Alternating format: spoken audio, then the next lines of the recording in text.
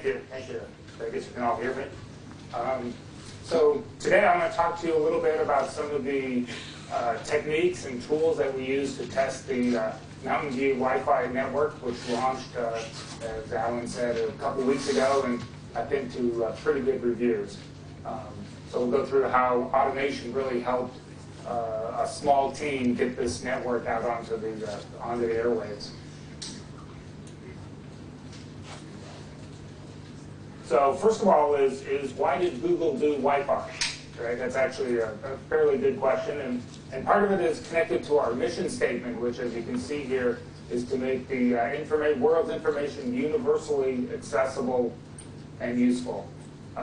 So one of the motivations for Google was to get other cities, other areas to implement Wi-Fi, and so we wanted to be sort of a test project to sort of go through, get some of the issues and problems out there and able to help people, other cities who want to implement this. And so one of the things we're doing is we're documenting all of our process, how we went through it, how we figured out where the issues, where the problems came up, and we can help them maybe make the cities, more cities do this.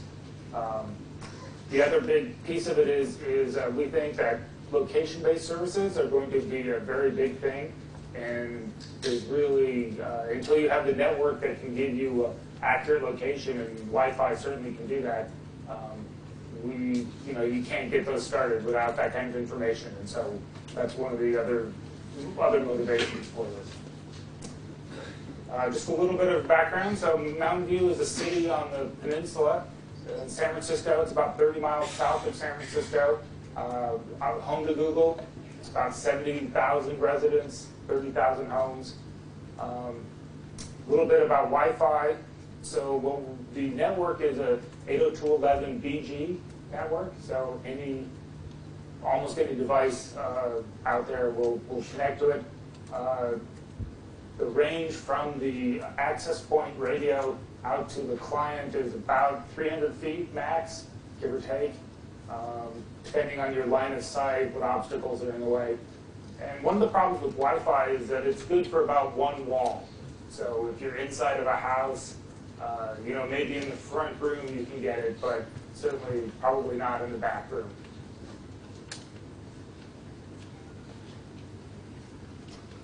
This is just sort of a general picture of Mountain View, and as you can see, to the north of it is Palo Alto, which is another city on the peninsula, and then south of it is Sunnyvale. So it's basically one sort of continuous urban area. What you're looking at here is the yellow part is Mountain View itself, and I'll go into a little bit more detail, but the three red dots are the base stations, which are sort of central location points for the network. And then the square dots are gateways, which are sort of an injection layer. And then the round dots are actually the actual wireless access nodes. So here's a network diagram. Starting with on the left-hand side is the base station. The base station there are three of those, as I said, in the city. They're connected with fiber loop inside the fiber loop, and then they also have, as a backup, they have point-to-point wireless link. So we have, in case one of the fiber goes down or the wireless link goes down, we can switch between those. Emanating from the base stations is a point-to-multipoint wireless link, basically a WiMAX technology that goes out to a gateway. The gateway is a radio which connects back, obviously, to the base station, but then connects out actually to the mesh nodes. And those, as you can see in the diagram, the gateway there is the node in the red, and then it meshes or connects wirelessly to the other access points. And then the clients, the PDAs, the laptops, the Wi-Fi phones connect up to the AP nodes. So this is what a wireless node looks like. We chose Tropos as our vendor for the access nodes. It's a single radio. It's got 2 antennae. It's got 1 watt of transmit. A typical laptop is usually anywhere from 30 to 60 milliwatts. You can get some Wi-Fi repeaters, which would sometimes go up to 200 milliwatts. You can get some larger ones, which may go up to, I've seen up to 500 milliwatts. But these are actually 1 watt transfer. They're typically put on light poles because you want the access points to be high up, be able to have a coverage, and that's where power is too, right? It's very important, it needs power. So there's not many, if you want something that's up in the air, there are not many other locations besides light posts. As a note, it can survive a 22 caliber rifle, just in case. So people like to take pot shots at these things.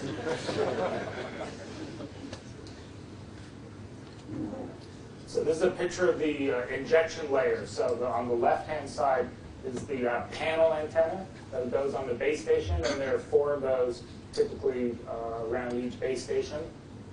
And then the subscriber unit, or the gateway, on the right-hand side consists of the antenna that's there at the top, is usually raised up like you see in the picture here, and then a Tropos radio, which acts as a gateway or router for the mesh cluster that surrounds it. So with all this sort of web of access with this injection layer, the base stations, the injection layer, and the AP nodes, that covers the 12 square miles of Mountain View. It's done 380 nodes of those out there covering the city for the 12 square miles. About 60 of those are these gateways, and then the other 320 roughly are mesh radios. The nice thing about the mesh radios is they talk to each other, and so you can add, if you need another radio, you find a place that doesn't have good coverage for the Wi-Fi signal for whatever reason, buildings, trees, you can just add another radio in, and it will connect up to the nearest neighbor that it has and mesh back into the network. So you don't have to do any kind of network planning, as setting up routing tables or anything like that. The traffic between the mesh radios is encrypted. It's actually running 802.11g between the radios. It's encrypted, so there's for security purposes. So here's a picture of a gateway that's on a light post. You can see the Tropos radio there closer towards the lamp end, and then the antenna for connection back to the base station. The actual connection from the mesh radio to your client, it's an open network, so there's no encryption. You just open up your notebook, your PDA, you'll see the SSID of Google Wi-Fi appear. You connect up to it, and you're good to go. Unfortunately, we talked to our lawyers, and that was a mistake. But they required that we have to have a login for purposes of tracking what users are on the network. I don't know exactly the reasons, but anyways, we needed to have a login. So there's a captive portal. When you connect up to the network, you open a browser. It will show you a login page that says Google Wi-Fi login. You use any kind of Google account. If you have a Gmail account, that's a Google login. If you don't have one, you can create one on the fly and use the network. There's no, it's a free network, so there's no connectivity problems. You can connect in, and as I said, you can do it on the fly. So you don't have to wait or get an approval email or anything like that. You can just start to use the network.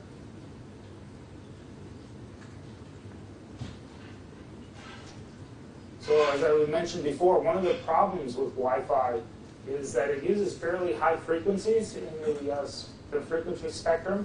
So as you see, compared to some cell phones and some GPS devices. And this is one of the problems with why it doesn't go through walls very well, because of the high frequencies. So, and then sort of the same frequency levels are the satellite phones. So, and I don't know if you ever used one, but they also have problems. You can't be inside of a building and those kinds of things. So they have sort of some of the same access issues.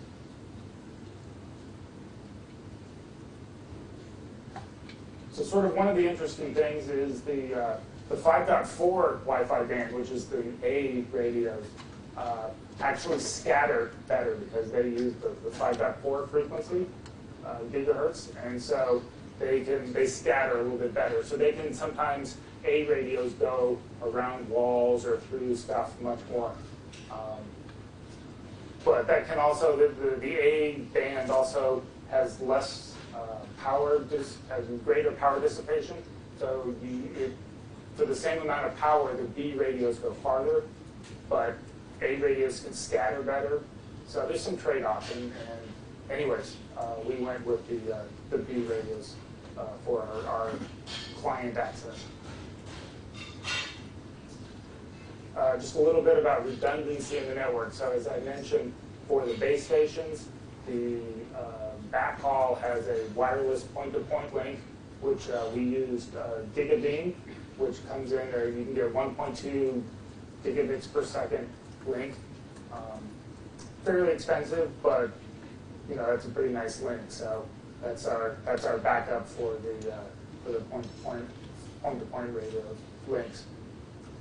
The mesh radios, as I said before, are self-healing. So if a gateway goes down, they lose connectivity, they'll mesh with other radios that they can hear. Sometimes that'll give longer hops.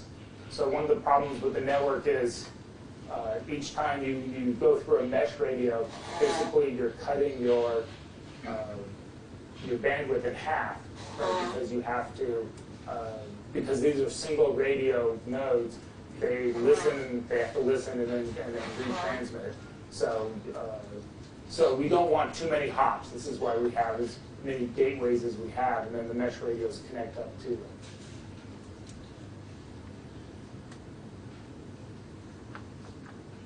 So a little bit about the project teams inside Google. They're usually fairly small teams. Project manager, 4 or 5 engineers, and this is fairly typical for Google. And then you have various PR, marketing people come in. I think one of the things, the nice pieces about that is it really gives the engineer lots of say in a project.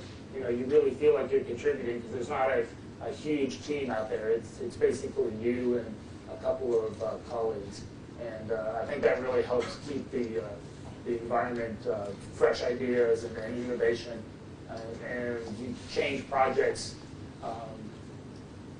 depending on whatever, usually a year, a little bit less per project. So you sort of keep everything a little bit, quite fresh. So we actually didn't install these nodes onto the Mountain View, onto the light poles in Mountain View. We hired out a company that specialized in wireless installation, and so they did that for us. And then we've also worked very closely with Tropos, and they've helped design the network.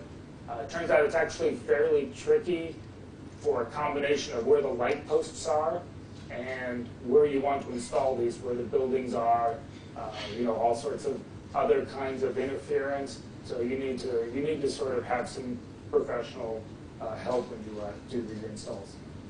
And then the Google engineering team, we sort of manage that whole process.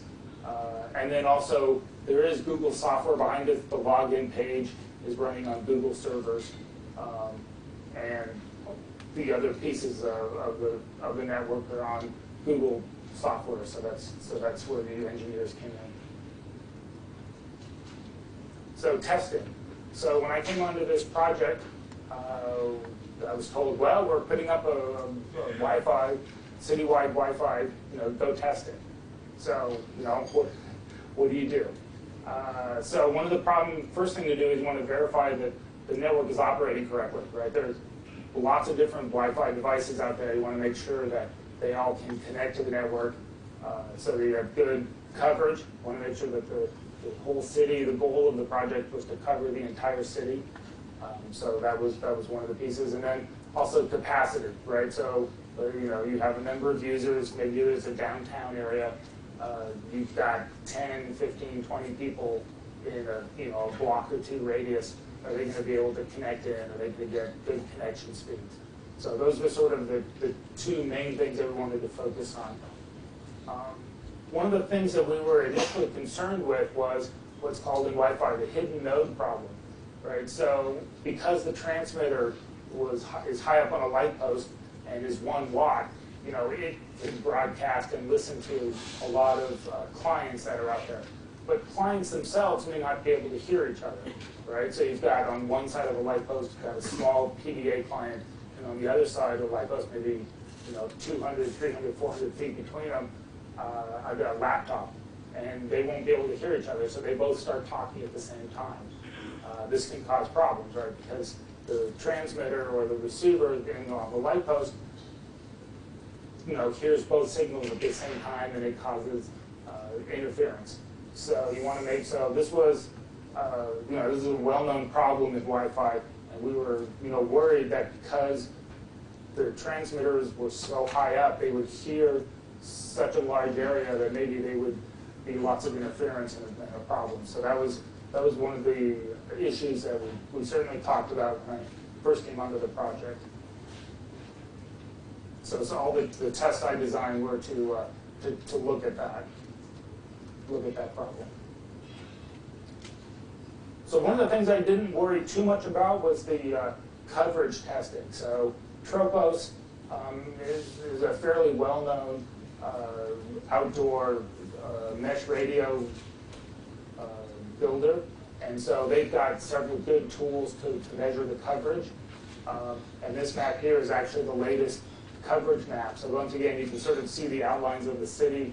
The blue areas are where they get what they're calling good coverage. So basically somebody took a radio in their car and they drove all those streets. They basically drove the whole city at about 20 to 30 miles an hour. You can't go too fast on those. So that was that was some issues as they were doing the network installation. They got stopped by all sorts of policemen and things like that because they were causing people flip them off and stuff because they were driving too slow, I guess. Anyway, so I think the coverage piece was pretty well covered by the existing tools. So I really focused on the capacity piece, which was really there weren't very good tools to do that, and that's where I thought I could really add to it. So as Alan was saying, my background is in enterprise level Wi-Fi, so inside of buildings and stuff. So the capacity problem there is much easier because, well, we're not sure. Maybe there'll be 20 people in this conference room. So you take 20 laptops and you walk into the conference room. It's not so hard. You're trying to do capacity on a citywide network.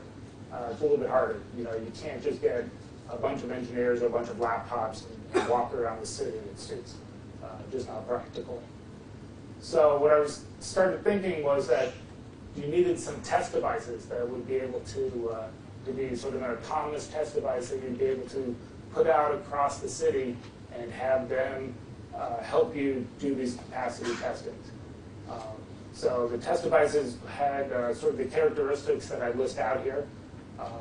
They need to be able to come up on their own, connect in, log into the network, register something so that somebody knows that they're actually there, and then be able to respond to some external commands, be able to run some kind of throughput testing, and generate some enough traffic to be interesting. And of course, always never too expensive because you've got to try and cover a whole city, and that can be a lot of units. So what I found after investigating things a little bit was that there's a big trade-off between where the power came from. So you could buy devices which you could put out across the city, just sort of out in the open. But those are a little bit more expensive, and those were the PDAs, right? So they were built for running off batteries with extenders. You could get maybe 12 hours of battery time on them. A little bit cheaper, we're taking some of these commercial wireless routers and converting them into test devices. And they've got a built-in wireless NIC. You can run a Linux distribution on them, and they're cheap and available. But there are certainly, obviously, parts of the city that they wouldn't cover. So those are the trade-offs that I found. So we actually went ahead and got some of each. As you can see, the top two pictures there are the Linksys wireless routers, the WRTG 54G on the left there, just the standard version. And then the one on the right is a little bit newer model that they had. And so I was able to take those devices, run a Linux distribution on them, and they then served as test points. The two pictures on the bottom, inside of that gray box, as you can see with the open picture, is a PDA. It's a Sharp Zaris PDA. The 5500 is the number, and able to, once again, there's an open distribution of Open Zaris, which I was able to load on those devices, and once again, they were able to function as autonomous test devices for me. So then the next question was, now that I've got these devices out there, what kind of throughput testing could I do on them? And there were several choices. There are some commercial tools like Chariot and several other well-known ones, and then some open source ones, things like iPerf and TTCP, not TCP, things like that. So the problem with the Chariot, which I really actually would have liked to have run, was that there was an endpoint that would run on the Zaris, but not for the Linksys OpenWRT distribution.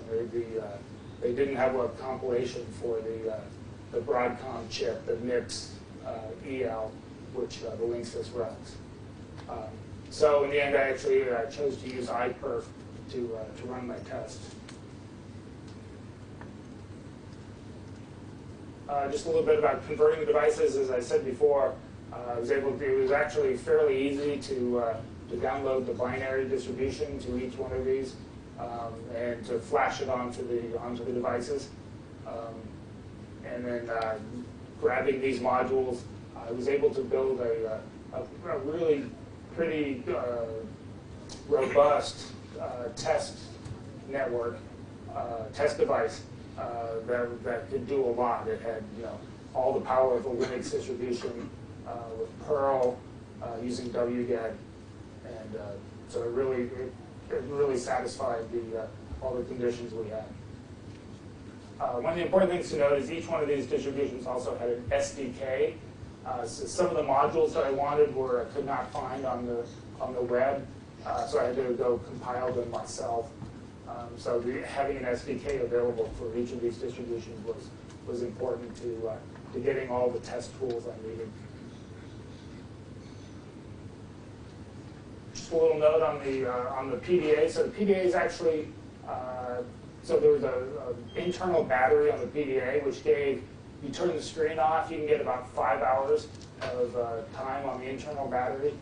I found on the net the battery extender, which is that little black box there, which has 4 rechargeable AA's in it, and you're able to get about 5 hours off of that. I also found solar panels, which put on, as you can see in the picture there, and as long as there was light,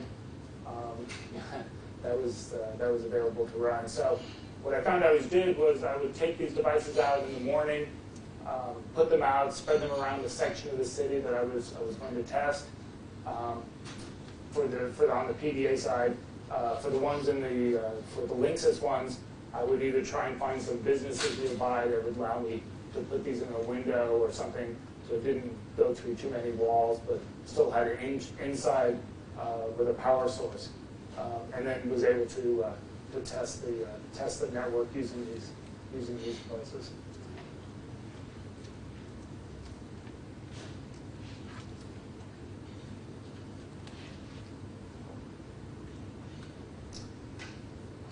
So once I had the test devices and all the software on them that I needed to be able to make them autonomous. So I could just take these out of the network, plug them in. I didn't have to, if they rebooted or somebody unplugged them, they would come back up as they were needed. So basically I took these Linux distributions and modified the startup so that they would try and come up, they would try and connect to a network, and then keep trying. So, you know, if they were plugged in and they were in a location that couldn't quite connect to the network, then they were able to move them and get them to actually connect up.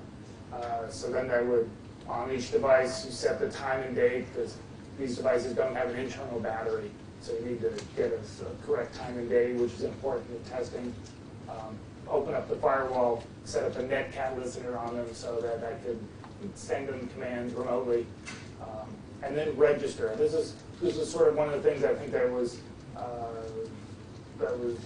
really worked out in this network was, as each device came up, it had a URL that it would go visit with its internal name, the IP address it had, and the MAC address, and register that with a central server that was in the wired network. And that allowed it to, when I got back to my office, I could look at the server, see all the devices, get the IP address, because every time these came up, right, they had a different IP address, and then start and be able to use them.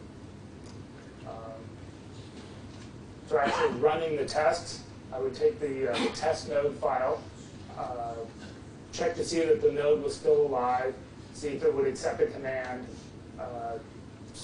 try and see if a previous test was running, if there was another instance of iPerf, make sure that it was only one iPerf was running at a time, and then start the IP server. So I've got some more details on that. So to get the devices to come up, as I said before, for the Mountain View Wi-Fi, there's a login that was required, and to make it so that that devices wouldn't log into the network just sort of by themselves.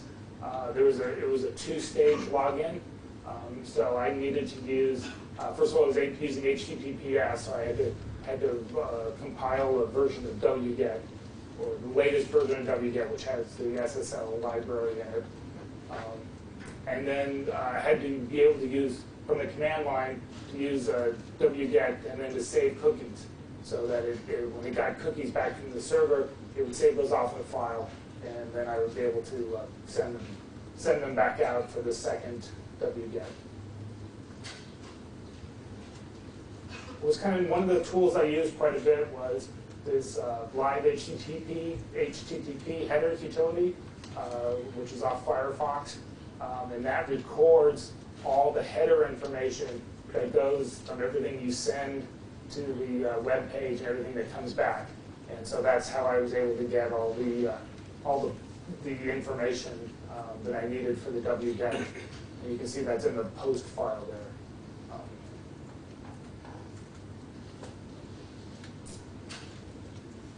So after I successfully logged in, once again, these are just sort of a series of steps that I needed to do. Here's where I registered with the central server from the top line there. It does the wget SSL. And as you can see, I give it a URL with some parameters that I put in by hand, or put in by the script. And that actually then created a log of all the devices all the test devices that were on the network. All these devices all have IP tables running on them, so make sure that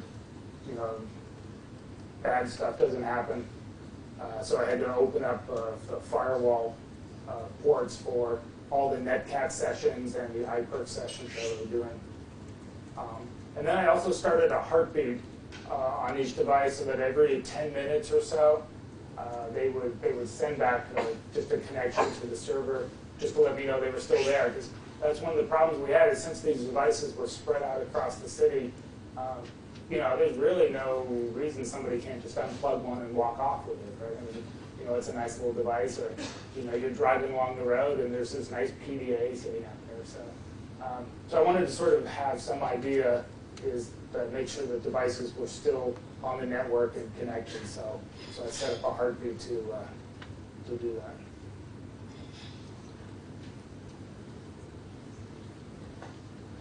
So then I did a data run. So here's just a typical data run. So it initializes on the server, runs once all the servers have been initialized, meaning that the iPerf server was started on them. Then I ran the iPerf client, which is on the network side of the network, the wired side of this network. So I run an iPerf client down to each device, and this particular run was running UDP. So I ran both UDP and TCP tests on the network. And this one, as you can see, is length 1350 packet size. So the tests, of course, ran all sorts of varied packet sizes and different bandwidth. This one is running just 50K bandwidth. So that was more, this was to sort of simulate maybe what a small connection like a PDA or a phone might use. And then we also, of course, did much larger connections, bandwidths. So then the test would run. You can see sort of each instance there. They would report back the timings and how many packets they saw. And then iPerf is kind of nice. At the end of the run, it will tell you, so you know how much you saw from the client, how much you actually sent. At the end of the test run from iPerf, it'll send back, what did the server see? So then you can compare those numbers and see. And then that's at the bottom there, I show some of the results from what the server actually shows back. Shows how many packets lost. Here's how many I sent, and then how many was lost. It also shows an out of order. So if any of the packets came back and were out of order, we would see that too.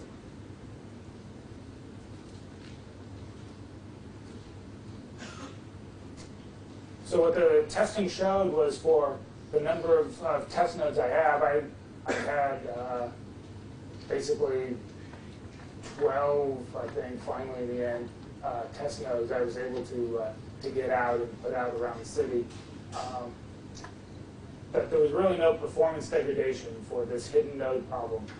And I think the reason for that is these devices connected up, they would connect up at if they ran just singly, they would get about 4, 5, 6 megabits per connection by themselves. So when you put enough of them on, even doubling that, the number of nodes didn't seem to really make a big difference in the performance numbers that I got back. Part of the issue there, of course, is that Wi-Fi in general is quite variable, right? I mean, you can run the same test 10, 15 times, and you'll get 10, 15 different answers. At some point they'll sort of start to converge to a number, but it's really, as I tell people, Wi-Fi is not deterministic, right? It's probabilistic. So that's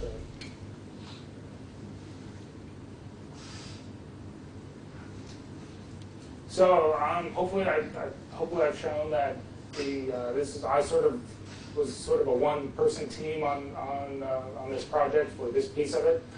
So the automation really sort of helped me able to do all the testing of this network. And as I said, the single radio problem that we thought we might get with the network we installed was not really the anticipated bottleneck that we had. One of the sort of things which I hadn't anticipated when I first started this project was the ongoing monitoring capability of these test devices. So one of the problems that we have for monitoring the network as it's running now is that we can tell if the servers are up, we can tell if the actual radios are up and the gateways and all the routers and stuff in between.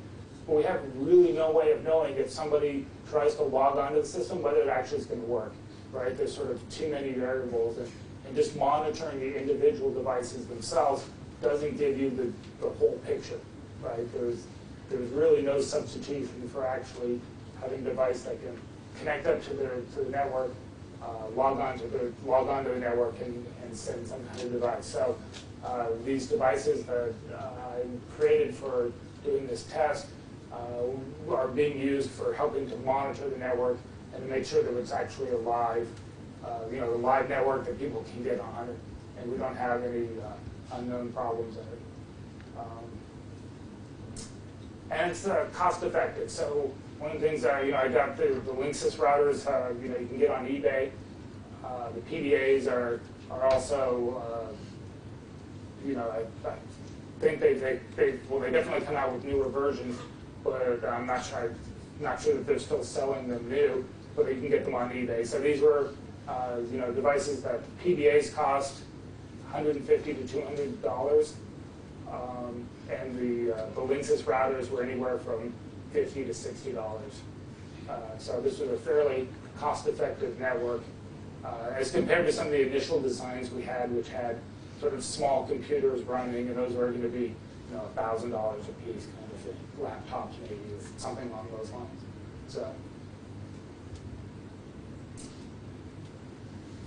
So what next? So Google's network in Mountain View, as I said, is running. It's been up for a couple of weeks now, maybe 3 weeks.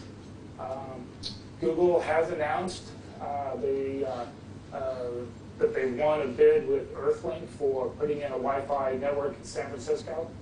The contractor, we're still under negotiation with the city to actually what the range will be, what all the numbers are and stuff. San Francisco is going to be a little bit more of a challenging problem. It's roughly 50 square miles compared to the 12 square miles for Mountain View. There's a big, dense downtown area, lots of tall buildings. Obviously, San Francisco is famous for its hills. So I think the actual network implementation is going to be a little bit more difficult in San Francisco. The other thing we're doing, as I said initially, is starting to look at some of these location-based services. So we're definitely talking within groups within Google for getting input from the mobile data, from Wi-Fi, even from fixed IP, so we can start to get data available for some of these really cool location-based apps that people have always talked about, but we've always said, well, wouldn't it be nice if we could do this? So hopefully we can start to get the infrastructure there so that people can do that. Obviously, there are a lot of security concerns with location data, so you have to be even more careful than you are with their search information, right? So people are very touchy about that. We have to. That's definitely a big concern that we have to make sure that we pay attention to. So that's it for my prepared remarks.